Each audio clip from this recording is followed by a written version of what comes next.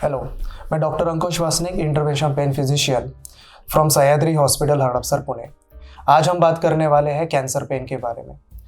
Cancer pain one of the major pain disorder है पूरे दुनिया में। कैंसर पेन दो चीज़ों की वजह से हो सकता है, एक एंटी कैंसर ट्रीटमेंट या कैंसर खुद। अब कैंसर खुद कैसे पेन कॉज कर सकता है? बिकॉज अगर कोई मास है जो बोन को या फिर कोई सॉलिड ऑर्गन को या फिर इंटरनल ऑर्गन को कंप्रेस करता है, जिसकी वजह से पेन डिराइव हो सकता है। Cancer pain actually is a concept of total pain. अभी टोटल पेन और कैंसर पेन में डिफरेंस क्या है? टोटल पेन मतलब यहाँ पे पेशेंट सिर्फ फिजिकल पेन नहीं है, पेशेंट को emotional, social, psychological, spiritual, overall पूरा का ये सारी चीज़ें कैंसर पेन में अफेक्ट हुई है। जो बाकी के पेन जैसे कि बैक पेन, लेग पेन, इन सब चीज़ों में अफेक्ट नहीं होता है। सो कैंसर पेन में ये सारी चीज़ों की डिफरेंस होने की वजह से पेशेंट का वेल बींग अफेक्ट होता है। अगर पेशेंट का वेल बींग अफेक्ट हो रहा है, दैट मीन्स पेशेंट को फियर, एंग्जाइटी, डिप्रेशन, स्ट्रेस, ये सारी चीज़ें डेवलप होती है और ये सब चीज़ों की वजह से उसका जो पेन है उसकी सिवियरिटी और बढ़ते जाती है। So it's like a vicious cycle. और पूरा का पूरा कैंसर पेन का जो ट्रीटमेंट प्लान है या फिर जो पूरा मैनेजमेंट है, ये सारी चीज़ों के ऊपर फोकस करना ज़रूरी होता है। सो कैंसर पेन को अगर अपन ट्रीटमेंट के लिए ट्रीटमेंट वाइज अगर डिवाइड करते हैं, so it should include 3 parts. One is pharmacological, second is interventional and third is supportive, जिसमें साइकोलॉजिकल काउंसलिंग या फिर सपोर्टिव पैलिएटिव केयर आ जाता है। सो फार्मेकोलॉजी के लिए WHO ने गाइडलाइंस दिए हैं, जिसके अंदर कैंसर पेन के लिए या फिर कोई भी और पेन के लिए स्टेप लैडर फॉर्म में उन्होंने ट्रीटमेंट प्लान दिया है।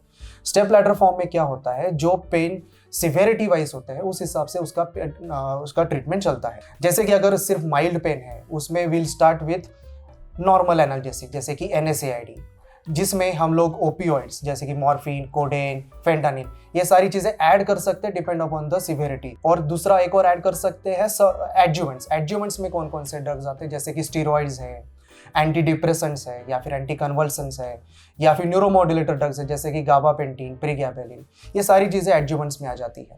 अगर पेन तुम्हारा पेशेंट का अगर सीवियर, थोड़ा mild moderate to severe level पे है, सो हम लोग डोज बढ़ा देंगे, एडजुवेंट्स बढ़ा देंगे, एडिशन कर देंगे, ओपियोइड का डोज बढ़ा देंगे। और अगर सीवियर फॉर्म में है तो डोज बढ़ेगा, उसका जो ड्रग का डोजेज है वो बढ़ जाएगा, उसका जो स्केड्यूल है वो बढ़ जाएगा और एडिशनल चीज़ें भी बढ़ जाएंगी। एडजुवेंट्स में एक और चीज़ ऐड हो सकती है जैसे कि बिसफॉस्फोनेट्स, बिकॉज अगर बोनी मेटास्टासिस है तो उस सब चीज़ों में अपन बिसफॉस्फोनेट्स ये एज अ एडजुवेंट दे सकते हैं। अगर मानो ये सारी चीज़ों की वजह से, फार्माकोलॉजिकल चीज़ों की वजह से भी अगर क्या पेशेंट का पेन नहीं जा रहा है, देन वी ऐड इंटरवेंशनल। अभी ये unofficial 4th step of WHO step ladder है, so it is called as interventional. Intervention में क्या होता है? इंटरवेंशन में पेन कैरी करने वाले जो सिंपैथेटिक चेन होते हैं वहाँ पे अपन जाके इंजेक्शन दे सकते हैं, उनको ब्लॉक कर सकते हैं विथ लिग्नोकेन या फिर जो भी एनेस्थेटिक एजेंट्स है, या फिर उन्हें बर्न कर सकते हैं, उनको जला के परमानेंटली पेन का जो पाथवे है जो ब्रेन की तरफ जा रहा है उसको डिस्ट्रॉय कर सकते हैं या फिर बंद कर सकते हैं। सो जैसे कि एब्डोमिनल पेन के लिए we can do celiac plexus block, lower abdomen या फिर कोलोन कैंसर के लिए we can do hypogastric plexus block, ये सब अवेलेबल है चीज़ें। अदर थिंग हम लोग क्या कर सकते हैं?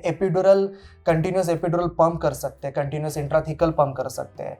एपिड्यूरल पंप और इंट्राथिकल पंप में क्या होता है? यहाँ पे एक बहुत ही ज़्यादा पतले वायर के थ्रू हम लोग ड्रग एक पंप के थ्रू एक एपिड्यूरल स्पेस में जाते रहता है और जिसके थ्रू पेशेंट का पेन कंटिन्यूसली कम होते रहता है या फिर मेंटेन रहता है।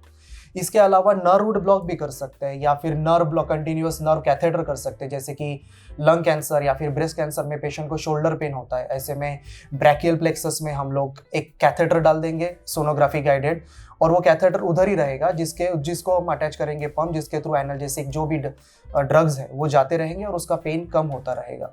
तो ये सारी चीज़ें, और एक लास्ट ऑप्शन एक सर्जरी भी होता है जिसमें कोई बोनी मास है जिसको हम निकाल सकते हैं। तो ये सारी चीज़ें इंटरवेंशन में आती है। इसके अलावा सपोर्टिव ट्रीटमेंट जिसमें साइकोलॉजिकल काउंसलिंग भी आता है या फिर सपोर्टिव केयर भी आ जाता है। सो कैंसर पेन ऐसा नहीं है कि ये स्टेप वाइज ही जाएगा, लाइक फार्मैक पहले आएगा देन इंटरवेंशन आएगा, ऐसा नहीं है। कैंसर पेन डिपेंड करता है पेशेंट की सिवियरिटी कितनी है, पेशेंट कितना पेन में है, उसका पेन कितना ज़्यादा है, कहाँ पे है, ये सारी चीज़ें डिराइव करती है पेशेंट का पेन कैसे ट्रीट करना चाहिए।